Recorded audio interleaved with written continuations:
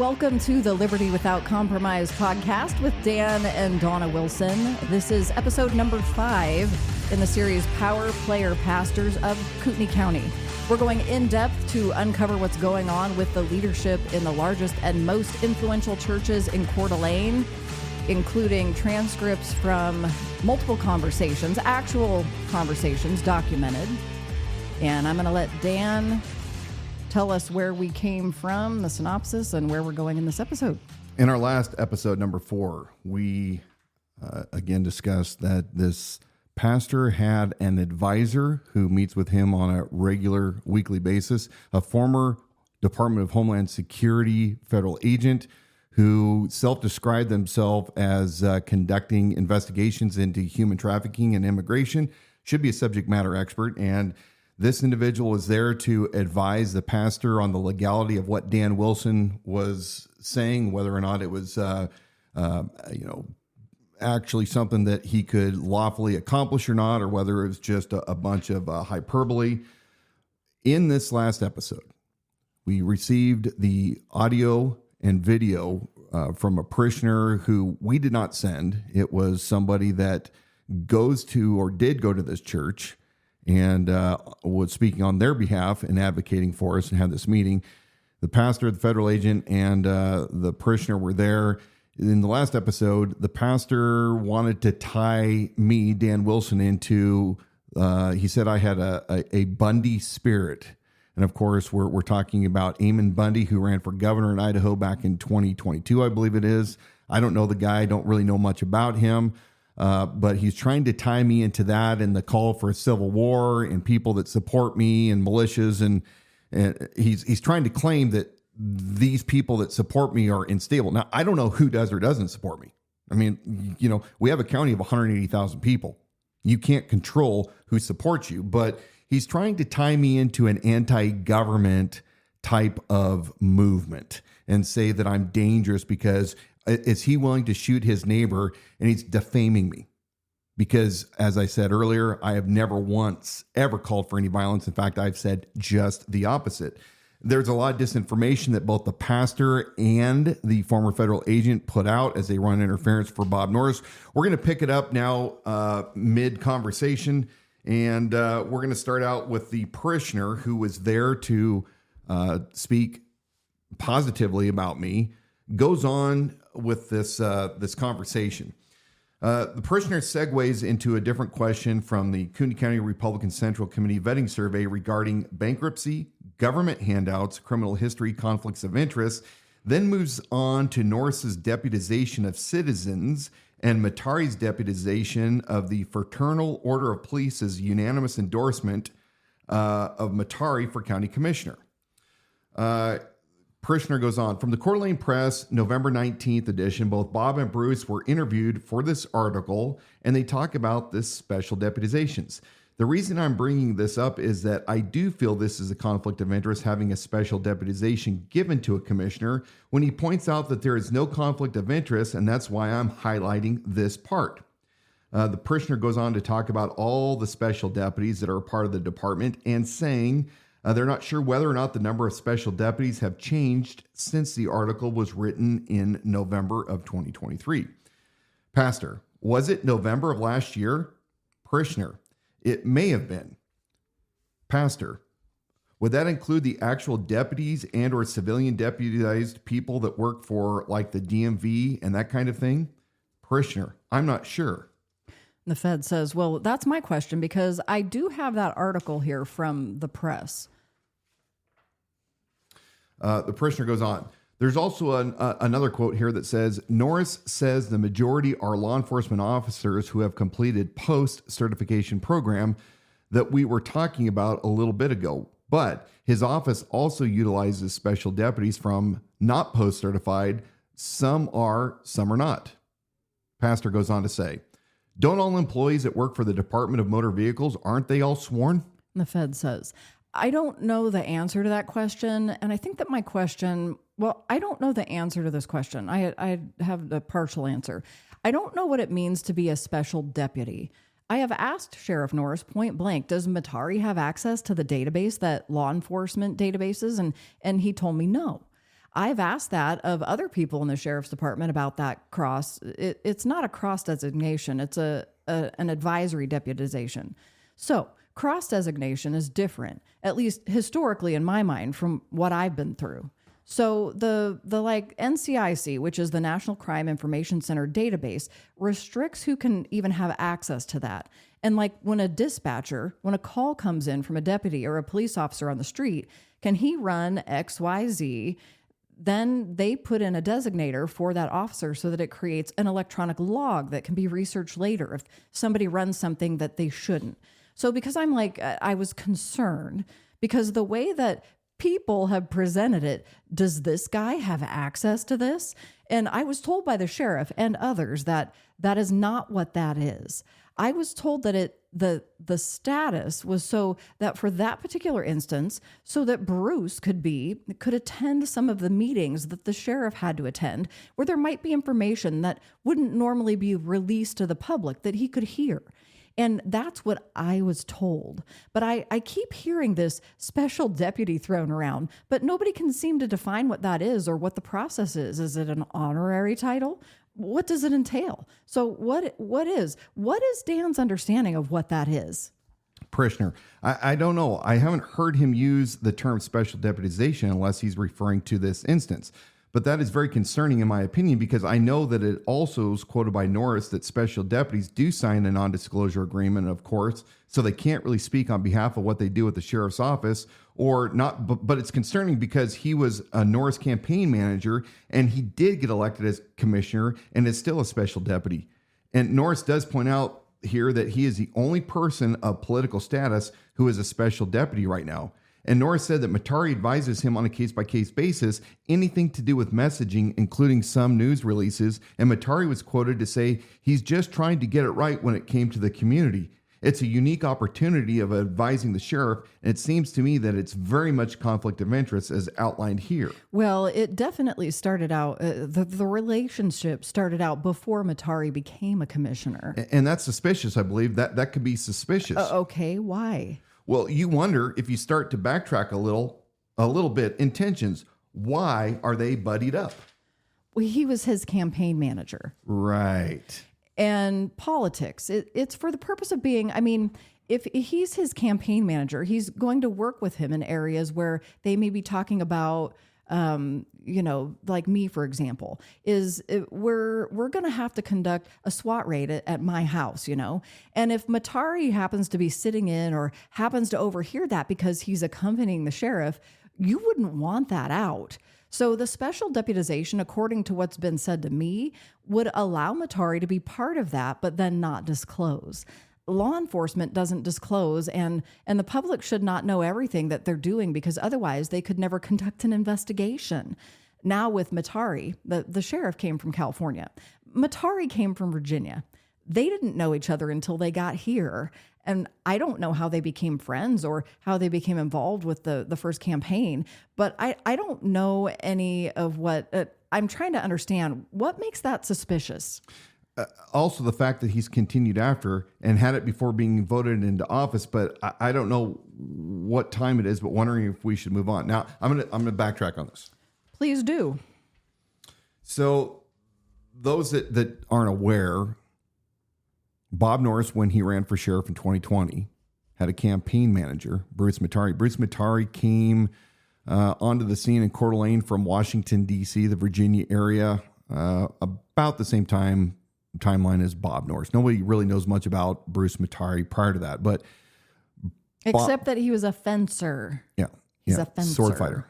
So Bob Norris becomes sheriff, and in 2021, shortly after he's sworn in, he gives Bruce Matari, his former campaign manager, a special deputization. He didn't go through any of the typical law enforcement prerequisites, no backgrounds, no polygraphs, no psych evals, didn't go through an academy. He just gave him this special deputization. And then a year later, Bruce Matari becomes county commissioner, and he is the only one of 3 county commissioners that currently has this deputy status, special deputy status. And I've brought this up over and over again that you should not have a county commissioner that is responsible for the budgets and keeping the sheriff's office in check, having any kind of relationship like that with the sheriff's office. It's I call it the separation of powers, because the legislative should not be enjoined with the executive and so on and so forth. So what's going on right now in some, to interrupt you there, in some states it's not legal. Mm-hmm. But in Idaho, there's no laws against it. So we're skating around that because it so happens that in Idaho, and I think that was probably a known quantity when these guys got in cahoots together. And again, what is being stated is, well, I asked the sheriff, and the sheriff tells me that he doesn't have access to any of the NCIC databases, and he can't log on. He doesn't have any log on. Well, but the thing is that they've never come out and said that the sheriff or other deputies can't personally come in and tell them information. Right. We don't. There's more information than just logging on to a NCIC or ILETs in the state of Idaho. Bruce Matari is a special deputy. This Fed almost alludes, it's kind of unclear, that maybe possibly they were a special deputy at one time, or maybe currently are. I don't know. But, they're talking with familiarity on it. And then, when it comes to non-disclosure agreements, well, nobody has non-disclosure agreements with the Kootenai County Sheriff's Office, because this was said over and over by Bob Norris during the campaign, during the election. And my records request to the county revealed that no non-disclosure agreements exist for any of his special deputies. But he says this, and he's quoted in the paper as saying it, and he said it at the town hall event, these guys are not under a non-disclosure agreement. But what's weird about this is that whether or not there was a non-disclosure agreement was never the point. The point the parishioner was making is it's suspicious and it's a conflict of interest. Right. Then the Fed jumps in and goes on a big diatribe there has to be a non-disclosure agreement, because if Matari hears stuff he's not supposed to hear, you wouldn't want that going out to the public, and it could interfere with an investigation. But that was never the point. No. The point is he shouldn't have a special deputization in the first place. He shouldn't be being privy a sitting to county commissioner. Should not have privileged information. And what's he getting into? And as Dan mentioned, this is another important thing to take note of. This is a guy that we can't run a background on and find anything about, other than we know he's from DC. Mm-hmm. What truly is his background? Who is this guy? What has been his area of expertise? What is his resume? Mm-hmm. But now has a special deputization without having run backgrounds, and we're all just supposed to go, oh yeah, that I trust that situation. I'm not going to question that one at all. He's a political hack. His wife is from Bolivia. This is Matari's wife is from Bolivia, and her father was a Bolivian general. So, I mean, we got all sorts of things that are just odd that seem to be surrounding these guys. Yeah, and what, are you going to come back and laugh at us because we're asking obvious questions? Mm-hmm. I mean, to me, you're an idiot if you're not asking the question. This former federal agent knows all of this as well. Oh, they do. Knows exactly about. She absolutely does. About DC Matari's wife's background, because I understand that they don't get along. I've been told that they've gotten into fights in public. Not physical, but I don't know. Sign me up for that. But so why again is this former federal agent attempting to run interference on this again and downplay it? Well, why downplay it and add confusion to the conversation by yammering on about a bunch of stuff that wasn't even the point. Mm-hmm. So the pastor continues on line 106 is where we are. Okay.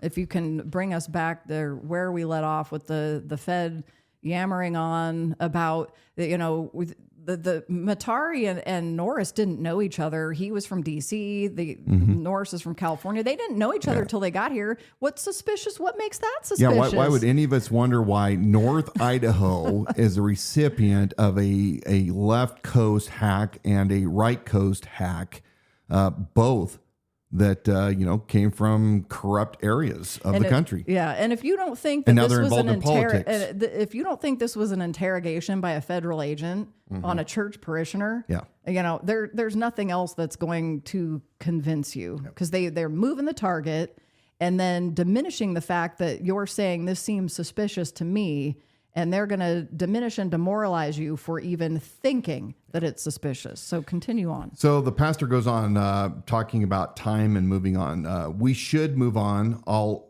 at least give you this comment from me personally. So don't feel that I would be defensive about that. I was also sworn at the sheriff's office, and that special deputization, so to speak, I was in the offices. I heard everything. I saw everything. I did ride-alongs. I didn't do jail. I was a patrol chaplain, and so I kind of understand all that stuff. But my position here, and you're saying that stuff all stays in the room, I'm kind of comfortable saying this to you. I don't like it.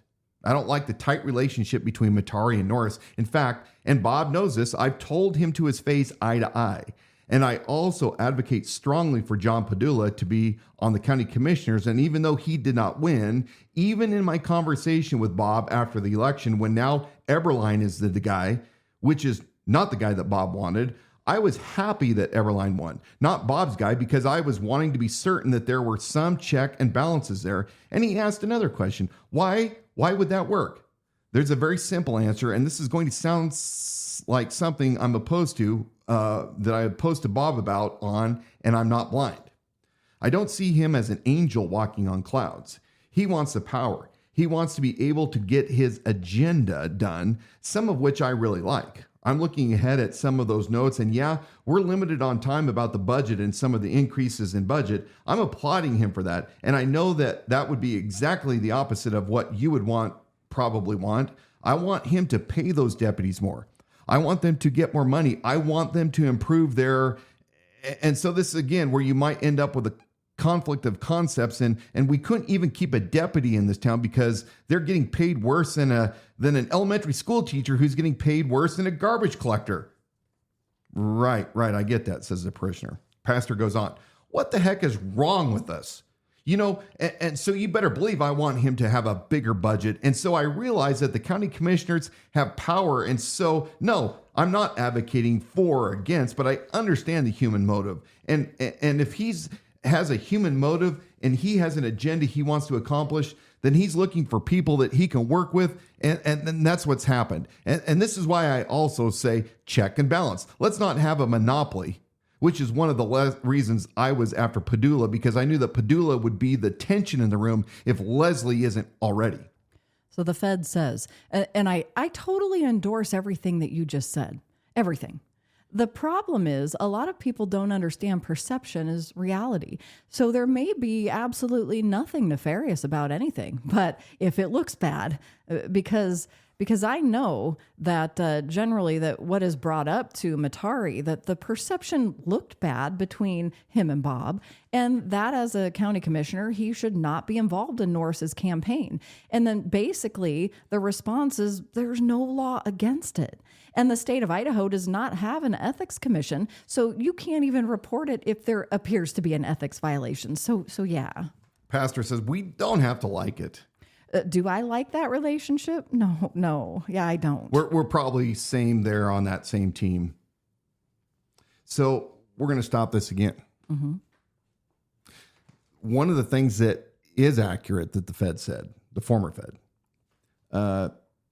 there's no law against it. And the state of Idaho does not have an ethics commission, so you can't even report it if there appears to be an ethics violation.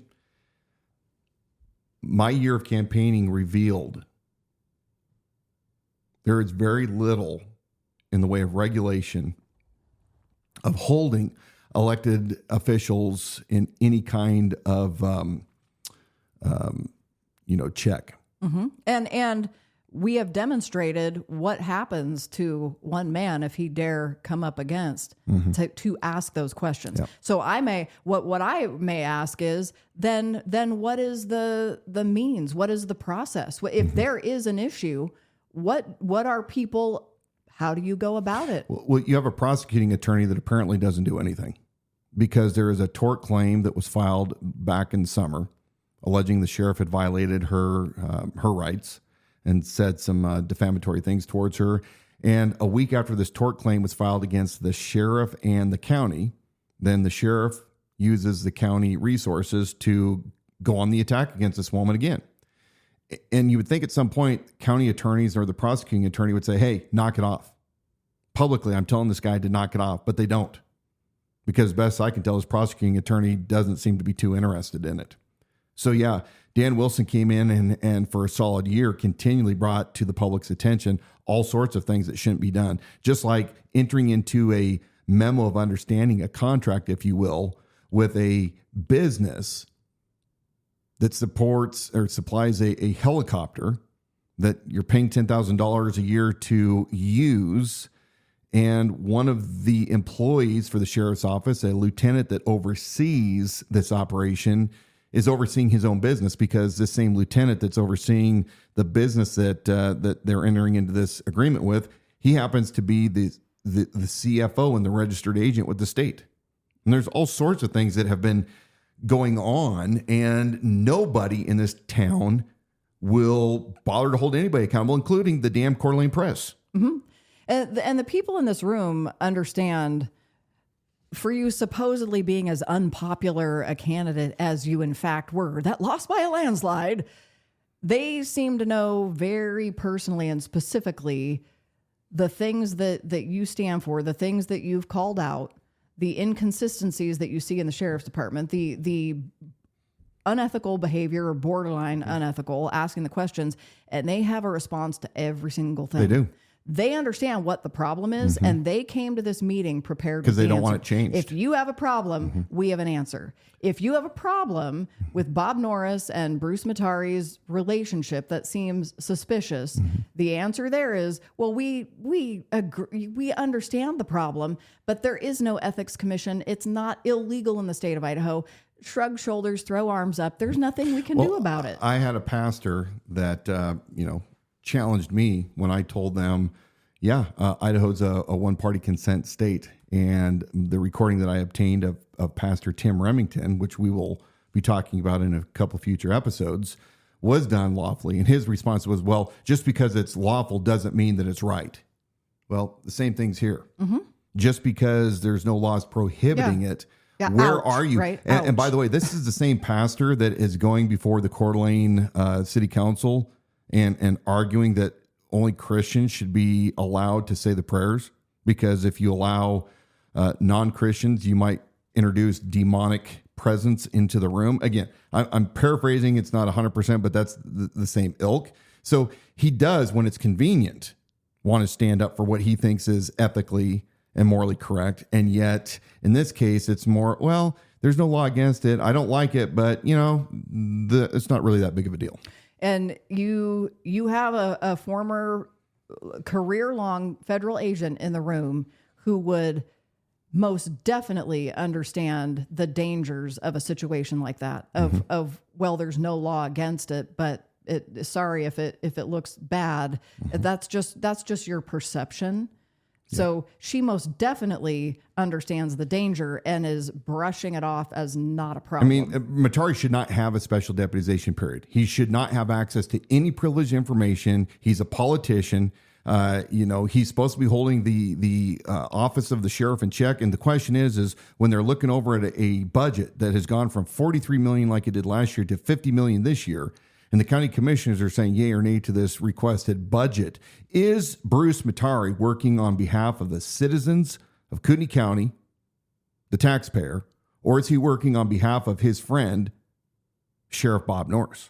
Well, and you have a pastor in the room, and we'll move on past this, but in previously stated in these transcripts, a pastor in the room that is vouching for Norris. I want that increase in budget, and this is probably where we're going to have a conflict of ideas, because he has to pay these deputies more. Well, he doesn't even know what he's talking about. He doesn't. He doesn't, because if we cut waste from other areas, you naturally have more revenue to increase the salaries of your deputies, which you morally should be doing anyway. But he is there to sing the praises of Norris, to substantiate that all of what Norris is doing is good. Mouthpiece. That's I wonder why again if there. he's not in violation of his 501c3 status. Well, you tell me. So the pastor goes on. He says, let's see, we're at about an hour, but let me be generous and gracious to you, and just let me extend another 10 minutes for bullet points, and we'll try to leave you be so you can, because they know that they're dominating and are not allowing this person to continue through with what they came to discuss. So the parishioner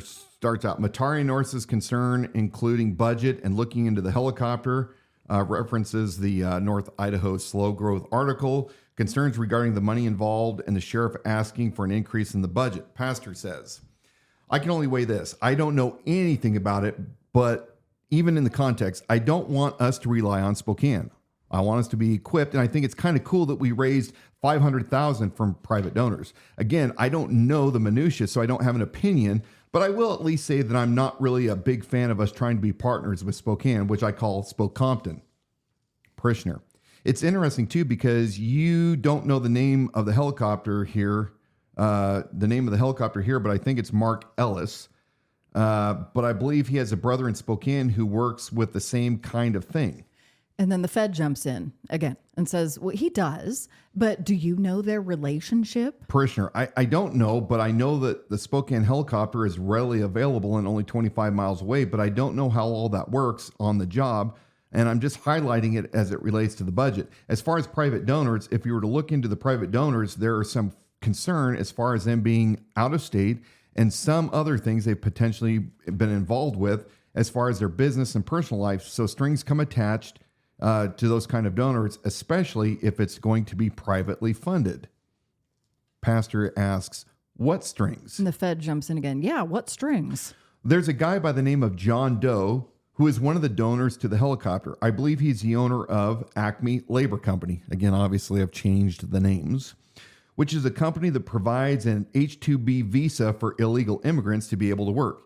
He is actually the guy who provides these visas to Idaho corporations. So we have someone who is potentially involved in a bigger problem with illegal immigration. And the Fed says, what's illegal about that? It's not illegal. It brings up a bit of a red flag when you start to look at the private donors if they're involved in a certain thing that might not be conservative or that aligned with what Bob claims to be a conservative and or a Republican. H-2B visas are legal immigration. It's legal immigration, and there are a certain number of visas that are issued by the State Department. The State Department issues visas. Okay. So neither the Sheriff's Department nor that business owner has issues. Yes, that business owner, yes, it is a nonprofit, just so you know. The helicopter is a nonprofit, and they raise funds.